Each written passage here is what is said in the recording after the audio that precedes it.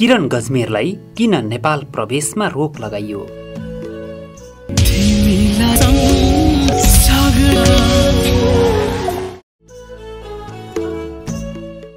The voice of Nepal season 3 का विजेता किरण गजमेरलाई गृह मन्त्रालयले नेपाल प्रवेश गर्न नदिएपछि उनी त्रिभुवन विमानस्थलबाटै अमेरिका फर्किएका छन्।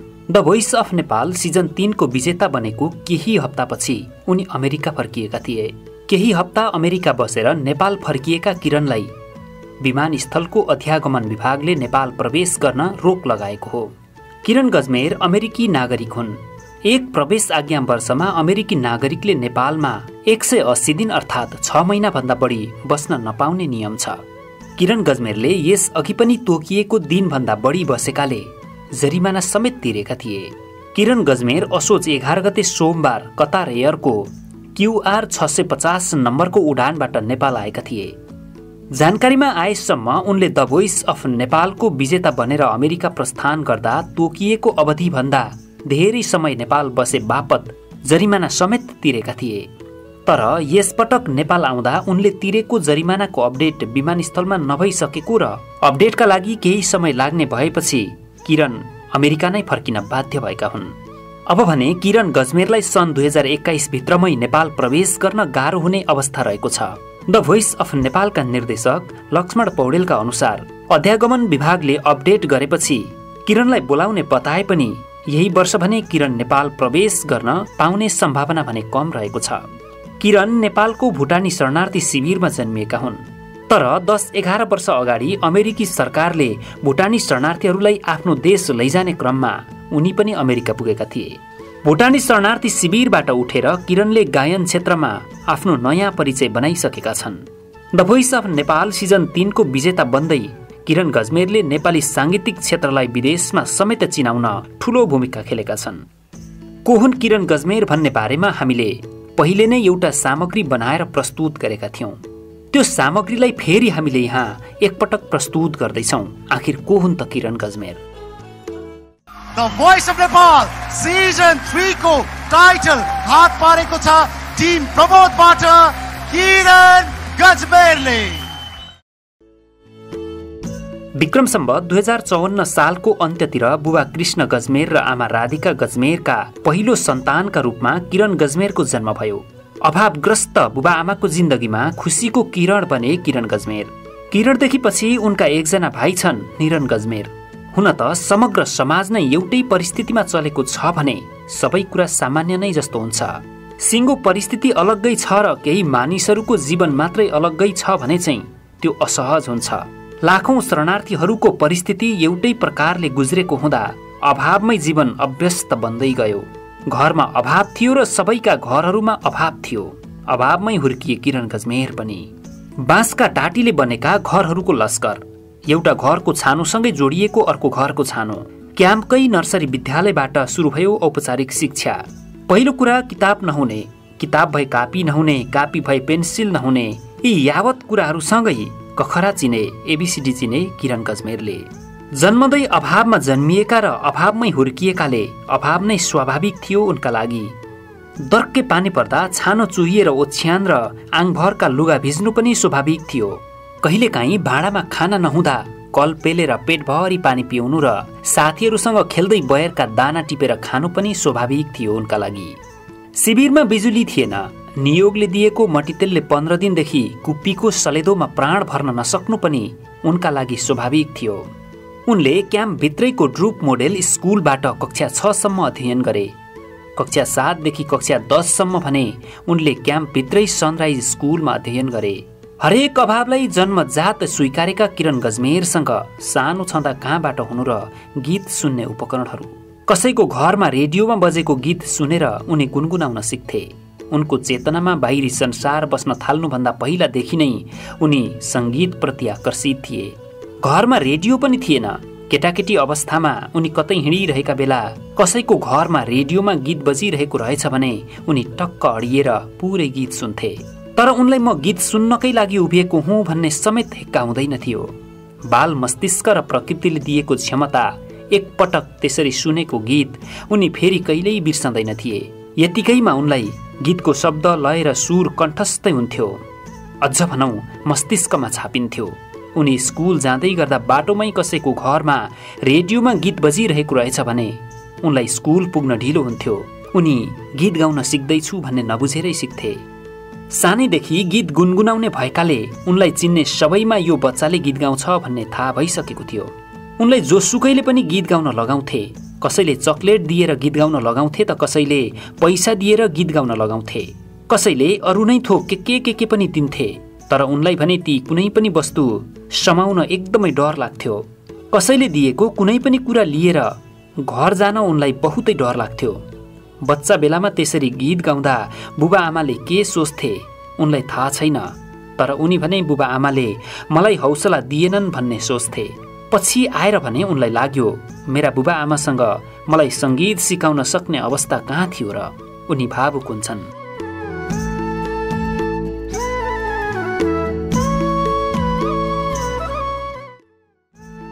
वनको काँडालाई तिखार्नु पर्दैन, आफै तिखारिन्छ। भेलबाडीमा बगेको ढुङ्गाले लामो यात्रा पार गरेपछि सुन्दर आकार लिन्छ। आदि आदि भनाइहरू जस्तै किरण गजमेर पनि गायनमा निखारिँदै गए, तिखारिँदै गए। शिविरभित्रकै सानातिना कार्यक्रमहरूमा उनी निर्धक्क गाउँथे र स्याबासी पाउँथे। उनी हौसिन्थे। स्कुलका कार्यक्रमहरूमा गीत गाउँदा स्याबासी पाउँथे र उनी अझ हौसिन्थे। ती हौसलाहरू नै उनका गीत सङ्गीतका गुरुहरू थिए। त्यसरी उनले सानैमा पनि आफ्नो प्रतिभाको परिचय दिए। उनलाई याद छ 6-7 वर्षको उमेरमा पहिलो पटक सनलाइट स्टुडियोमा शान्ति बोलको बालगीत रेकर्ड गरेका थिए। बलराम सेन्चुरीको शब्द र सङ्गीतमा रहेको उक्त गीत रेकर्ड नै उनको स्टुडियोको पहिलो अनुभव थियो। स्टुडियोको दोस्रो अनुभव भने पहिलो गीत रेकर्ड गरेको 2.5 वर्षपछि उठौँ हामी बालबालिका बोलको गीत रेकर्ड गराएर लिएका थिए।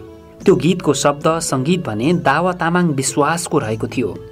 यी गीतहरू शरणार्थी शिविरका बालबालिकाहरूको हक अधिकारका बारेमा काम गर्ने संस्था भुटानी शरणार्थी बालमञ्चले रेकर्ड गराएको थियो।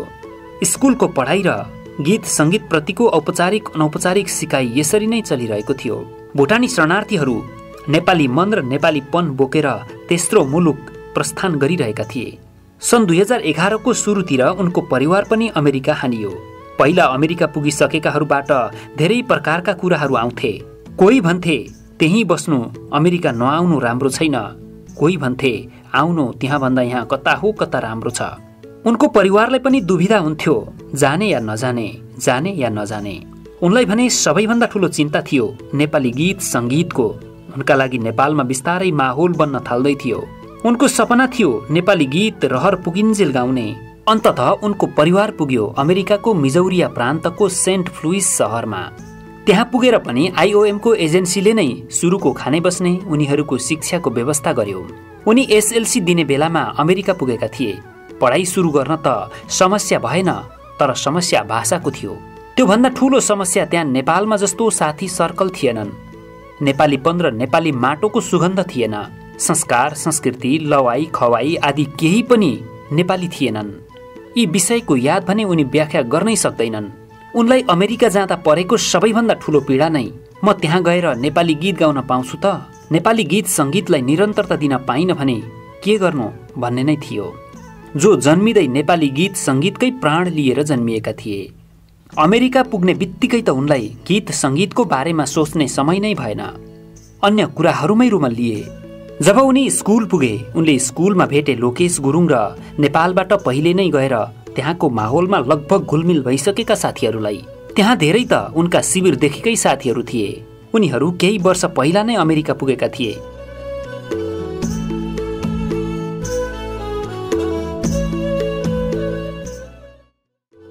बिस्तारै लोकेश गुरुङ र साथीहरूले किरणको प्रतिभाको बारेमा अन्य विद्यार्थीहरू माझ सुनाउँदै गए। उनको प्रतिभाको बारेमा शिक्षकहरूले पनि थाहा पाए। एउटा राम्रो कुरा के भने अमेरिकामा जस्तो सुकै प्रतिभा भएको मानिस होस्, तर प्रतिभा छ भने उसको प्रतिभाको खूब कदर हुन्छ, सम्मानपूर्वक हेरिन्छ। उनी स्कुलमा भर्ना भएको केही महिनापछि नै स्कुलको वार्षिकोत्सव थियो। उक्त वार्षिकोत्सवमा विद्यार्थीहरूलाई प्रतिभा प्रदर्शनको अवसर दिएको थियो। त्यो प्रतिभा देखाउन पाउनेमा किरण गजमेर पनि छनौट भए। उनले उक्त कार्यक्रममा अनिल सिंहले गाएको विल यू म्यारी मी बोलको गीत गाएका थिए। उक्त कार्यक्रममा उनी पुरस्कृत भए। त्यसले उनलाई हौसला मिल्यो, यहाँ पनि गीत गाउन पाउने रहेछु भन्ने मनोविज्ञान विकास भयो। हामीले उनलाई अमेरिका पुगेपछि त अङ्ग्रेजी गीत पनि गाउनुभयो होला भनेर सोध्यौं। जवाफमा उनी भन्छन्, मलाई अङ्ग्रेजी गीतले आकर्षण गरेन, जन्मैदेखि सुनेको नेपाली गीतको मोह झन बढेर गयो। उनलाई अमेरिका पुगेर पनि पश्चिमा सङ्गीतले तान्न सकेन। उनले नेपाली कलाकारहरूका नयाँ पुराना गीतहरू मात्रै सुनिरहे, त्यसैमा ध्यान गयो। तर पनि किरण गजमेरलाई अमेरिकामा सङ्गीत सिक्ने विषयले भने सतायो। अमेरिकामा पूर्वीय सङ्गीत विद्यालयहरू खासै थिएनन्, भएकाहरू पनि भौतिक दूरी र आर्थिक दूरीका कारण टाढा थिए। तर पनि एउटा नभए अर्को उपाय निस्किन्छ। उनले सङ्गीतका बारेमा केही नयाँ सिक्नु थियो। नजिकै रहेको चर्चमा हप्ताको एक दिन त्यहाँ रहेका वाद्यवादनहरू बजाउन सिकाइन्थ्यो। त्यहाँ ती वाद्यवादनहरू सिक्न जानेलाई केही गोजी खर्च पनि दिने गरिन्थ्यो। उनी त्यही चर्चमा हप्तै पछि जान थाले। उनले त्यहाँ गिटार र पियानो बजाउन सिके। किरण गजमेरलाई हामीले तपाईको परिवारमा सङ्गीतमा कोही हुनुहुन्थ्यो कि भनेर प्रश्न गर्दा उनले जवाफ दिए, मेरी आमाको आवाज अत्यन्तै मिठो छ। आमाले गाएर हिँड्नु भएन। उनका हजुरबुबा पण्डित थिए, त्यसैले पनि उनका हजुरबुबा आइमान गजमेर धेरै कुराको ज्ञान राख्दथे। उनी मादल, ढोलक र तबलाहरू बनाउने र बजाउने पनि गर्थे। उनी भुटानदेखि नै मारुनी गायन र नृत्य समुदायमा सिकाउँदै आइरहेका थिए। किरणका हजुरबुबालाई विशेष गरेर मारुनी गायन र नृत्यमा राम्रो ज्ञान थियो। उनका ठुलो बुबा कुसमाखर गजमेर त मारुनी नृत्यमा खप्पिस नै थिए। उनका बुबा पनि नेपाल र भारतका कुनै पनि रियालिटी शोहरू हेर्न पहिलादेखि नै छुटाउँदैनन्। भनेपछि उनी भित्र पनि दबिएर रहेका गीत सङ्गीतका जिजीविसाहरू अझै पनि छन्। यी सबैजनाको एकीकृत शक्ति हुन् किरण गजमेर।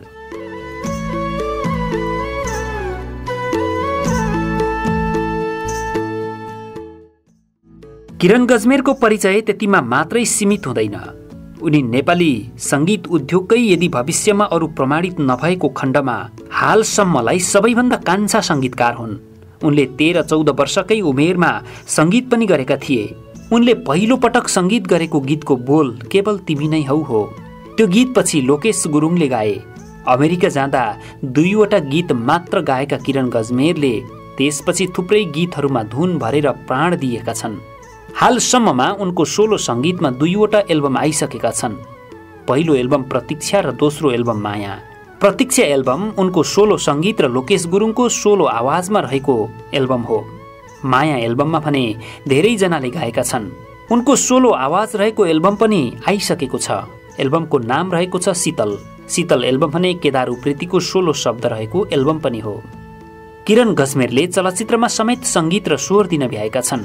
चलचित्र राधामा छपक्कै फूल फुल्यो बोटैमा बोलको गीत उनले मेलिना राईसँग युगल गाएका छन्। चलचित्र शिवमका लागि मिरी चन्द्रमा बोलको दीपक दशनमीले लेखेको गीतमा उनले आफै सङ्गीत र स्वर दिएका छन्। यस्तै 7.5 चलचित्रका लागि गज्जब हुनेछ बोलको गीत गाएका छन्। उनले सौरभ तिमसिनाको पाउजु नामक एल्बमको गीत मर्छु सजिलैमा पनि सङ्गीत र स्वर दिएका छन्। यसरी उनले थुप्रै सङ्कलित एल्बमहरूमा सङ्गीत र स्वर दिन भ्याएका छन्। किरण गजमेरले 22-23 वर्षको यति छोटो उमेरमै 5 दर्जनभन्दा धेरै गीतहरूमा सङ्गीत भरिसकेका छन् भने लगभग 8 दर्जन गीतहरूमा आवाज पनि दिइसकेका छन्। उनीसँग केही अविस्मरणीय क्षणहरू पनि छन्। तीमध्ये उनले बिर्तामोडको अतिथि सदनमा आयोजना भएको एउटा कार्यक्रममा गीत गाएका थिए। उनले गाएको त्यो गीत सुनेर एकजना पुरुषले उनीसँग पहिलो पटक अटोग्राफ मागेका थिए। त्यो बेला उनी मात्र 9-10 वर्षका थिए। अमेरिकामै एउटा कार्यक्रममा उनी स्टेजमा गीत गाइरहेका थिए। एकजना मानिस स्टेजमा चढेर उनलाई चुम्बन गरेका थिए। किरण गजमेर उनका हजुरबुबा आइमान गजमेरका साह्रै धेरै प्रिय नाति थिए र उनका लागि पनि उनका हजुरबुबा साह्रै प्रिय थिए। उनी 14-15 वर्षको उमेर भइन्जेलसम्म पनि उनका हजुरबुबासँगै सुत्थे। पछिल्लो समय उनका हजुरबुबा दमका बिरामी थिए। लगभग 2 वर्ष अगाडिको कुरा हो। उनका हजुरबुबा अलि सिकिस्त भएपछि चेक जाँच गर्दा फोक्सोको क्यान्सरको आशंका गरिएको थियो। तर गहन चेक जाँचपछि क्यान्सर नभएको पुष्टि भयो। कोरोना कहर सुरु भइसकेकै थिएन। एक दिन बेलुका खानपान गरेर आरामै सुतेका हजुरबुबा बिहान सधैँ जस्तो समयमा नउठेपछि हेर्न जाँदा ओछ्यानमै मृत अवस्थामा थिए। उनका प्रेरणाका स्रोत उनका प्रिय हजुरबुबाको देहान्तले भने उनलाई पुरै विक्षिप्त बनायो। त्यसपछि भने उनले एक प्रकारले हिम्मत हारे। उनलाई लाग्न थाल्यो मेरो साङ्गीतिक कर्म यति नै रहेछ। प्रेरणाको स्रोत नै बित्नुभयो। मैले जे गरेँ सबै हजुरबुबासँगै गयो। उनी मनोवैज्ञानिक हिसाबले विक्षिप्त भए। त्यसै पनि उनको पढाइ र सङ्गीत मिलिरहेको थिएन। उनी चिकित्सा क्षेत्रका विद्यार्थी, सङ्गीतसँग तालमेल नै नखाने, साङ्गीतिक कार्यक्रममा हिँड्दा कहिलेकाहीँ 1-2 महिना नै पढाइलाई समय दिन नसक्ने। यसले गर्दा उनले सङ्गीत छोड्ने निधो गरे। बरु पूर्ण रूपले पढाइमा एकत्रित हुन्छु, सङ्गीतमा फर्किँदिन भन्ने सोच्न थाले। यो मनोदशाले उनलाई झन्डै 1 वर्ष लखेट्यो। यो विषयलाई बढावा दिनका लागि आर्थिक सामाजिक कुराहरू पनि सँगै जिम्मेवार थिए। भोइस अफ नेपालको तेस्रो संस्करणको डिजिटल अडिसनमा आउनुभन्दा 1-2 महिना अघिसम्म पनि उनी यही दुविधामा नै थिए। तर उनका आफन्त र शुभचिन्तकहरूलाई भने उनको उपचार पनि सङ्गीत नै हो भन्ने राम्रोसँग थाहा थियो। साथी सङ्गी र आफन्तहरूले उनलाई हौसला दिए, प्रेरणा दिए। त गर्न सक्छस् गर भने। त्यसपछि फेरि नयाँ जोश र नयाँ हौसलाका साथ उनी नेपाली साङ्गीतिक माहौलमा फर्किए। भाषा, कला, संस्कृति र पोसाक त्याग्न नसकेकै कारण भुटानबाट लखेटिएका नेपाली मूलका भुटानीहरूमा फेरि तेस्रो मुलुक प्रस्थानपछि उही पहिचानको कुरा आयो। नेपाली भाषा र कला मात्र होइन, उनीहरू अब तेस्रो देशका नागरिक भइसकेका भए पनि नेपालमा चस्स केही भए उनीहरूको मुटु दुख्छ। नेपालीहरूलाई सामान्य केही भए उनीहरूको आँसु झर्छ। भाषा, कला, साहित्यकै कुरा गर्दा यी सबै विषयसँग अपनत्वको भावना जोडिएर आउँछ। साहित्य र कलाको सिलसिला पनि जोडिन्छ। गजललाई भुटानमा भित्र्याउने पहिलो गजलकार याम थोलुङ र नेपाली मूलका पहिलो सङ्गीतकार प्रताप सुब्बाको सिलसिला जोडिन्छ। नेपाली साहित्यमा सयौं भुटानीहरूले योगदान गरिरहेका छन् भने गीत सङ्गीतको सिलसिलामा पनि अर्जुन रसाइली, किशोर शिवाकोटी आदिको सूत्र निरन्तर बाँधिँदै आएको छ। यी कुराहरूले किरण गजमेरलाई फेरि झकझकाउन थाल्यो। नयाँ पुस्तामा भाषा, कला र साहित्य हस्तान्तरण हुँदै जानलाई यो सूत्र बीचमा कतै चुडिनु हुँदैन।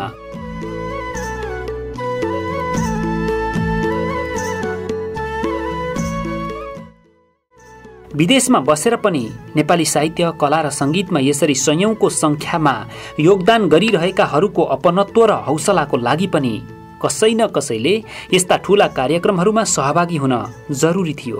प्रताप सुब्बाबाट जोडिएर किरण गजमेरसम्म आइपुगेको सङ्गीतको सूत्र उनको जागरुकताले पछिल्लो पुस्तासम्म पुग्न सक्थ्यो। त्यसैले फेरि पनि उनलाई केही गर्नुपर्छ भन्ने लाग्यो। उनी भन्छन्, विदेशमा बसेर सानैदेखि गीत गाइरहेको भए पनि अवसर नपाइरहेको बेला म मेरो आवाजलाई सुनाउन नेपाल आएँ। मैले सिङ्गो नेपाली भाषी भुटानी समुदायलाई नै प्रस्तुत गरिरहेको छु। मलाई स्वीकार गरेर द भोइस अफ नेपालले हाम्रो सिङ्गो समुदायलाई र हाम्रो पहिचानलाई सम्मान दिएको छ। भोइस अफ नेपाल प्रति आभारी छु। किनभने पहिलो कुरा त म भोइस अफ नेपालमा छनौट हुनु थियो। छनौट नै नभएको भए मैले मेरो प्रतिभा प्रस्तुत गर्न पाउने थिइनँ। भोइस अफ नेपालको मञ्चमा मैले दिएको प्रस्तुति मन पराएर मलाई भोट दिने तमाम दर्शकहरूलाई मनैदेखि धन्यवाद ज्ञापन गर्दछु। किरण गजमेर यसरी भोइस अफ नेपाल सिजन 3 को विजेता हुनुले विदेशमा रहेका नेपाली भाषी नयाँ पुस्तामा हौसला र प्रेरणा मिलेको छ। उनीहरू भन्न थालेका छन्, हामीले पनि गर्न पाउने रहेछौँ, गर्दा सक्ने रहेछौँ। नेपाली सङ्गीतलाई विश्वव्यापीकरण गर्न भोइस अफ नेपालले चालेको यो कदमका लागि भने द भोइस अफ नेपाल परिवारलाई हाम्रो तर्फबाट पनि हार्दिक धन्यवाद। अब भने किरण गजमेर लाभाबाट बाहिर निस्किएका छन्। उनले नेपाली सङ्गीतको चम्किलो कोहिनूर बन्नु छ। उनका आदर्श पुरुष, उनका हजुरबुबा आइमान गजमेरको आशीर्वाद किरण गजमेरको शिरमा परिरहोस्। किरण गजमेरले नयाँ पुस्ताका विदेशमा बस्ने तमाम नेपाली भाषी गायक गायिकाहरूलाई प्रेरणा दिइरहन सकुन्, हाम्रो पनि शुभकामना।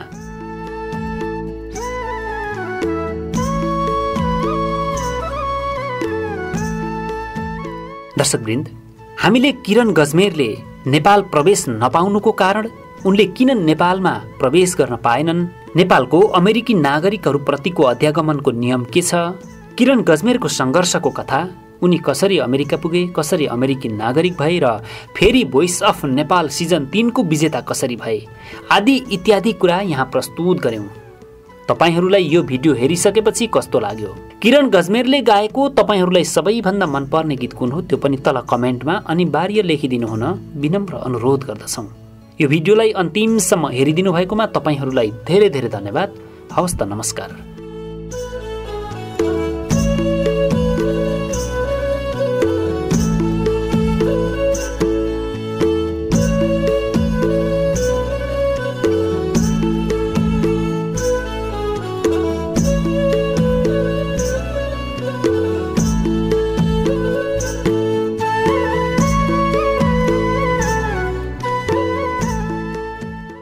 शब्दहरूको जादुमा मनोरञ्जनको सङ्गम थलैचा इन्टरटेनमेन्ट।